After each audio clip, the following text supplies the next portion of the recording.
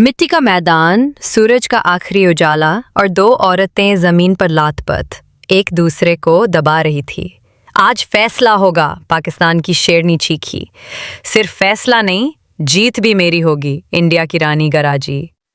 कपड़े फाट गए, बल खुल गए, लेकिन हाथ नहीं छोड़ा।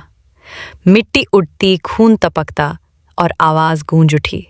ये लड़ाई सिर्फ बल की नहीं, ये लड़ाई मुल्कों की इज्जत की है। मुल्क एक आखिरी लड़ाई। आंखें आंखों से टकरा गईं। जहां प्यार होता था, वहां आज नफरत का तूफान था। पाकिस्तान की बेटी ने दुपट्टा झुलाया, इंडिया की शेरनी ने साड़ी का आंचल उछाला और फिर दोनों के बीच दूरियां खत्म। आंखों में बिजलियां चमक रही थीं, होठों पर लफ्ज थे, मैं पीछे नहीं हटूंगी। ये सिर्फ नजर नहीं, हवा तेज चल रही थी, मिट्टी उड़ रही थी और दो शेरनियां एक दूसरे के दुपट्टे और साड़ी पकड़कर खींच रही थी। छोड़ दे! एक चीख गंज उठी। नहीं, आज तेरे साड़ी के साथ तेरा घमंड भी फाड़ दूंगी।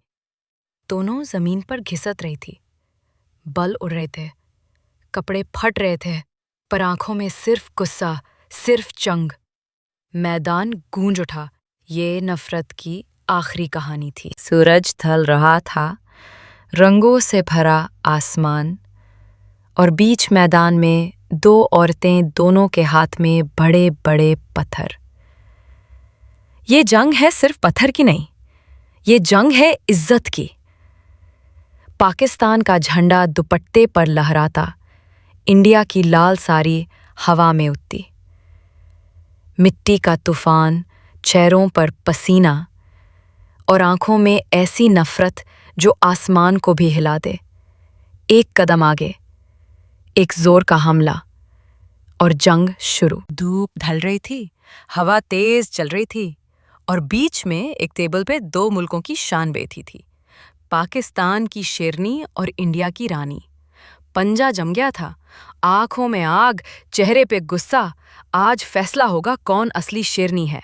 दोनों के हाथ कप रहे थे, मिट्टी उड़ रही थी, हर पल जंग का इज़हार कर रहा था।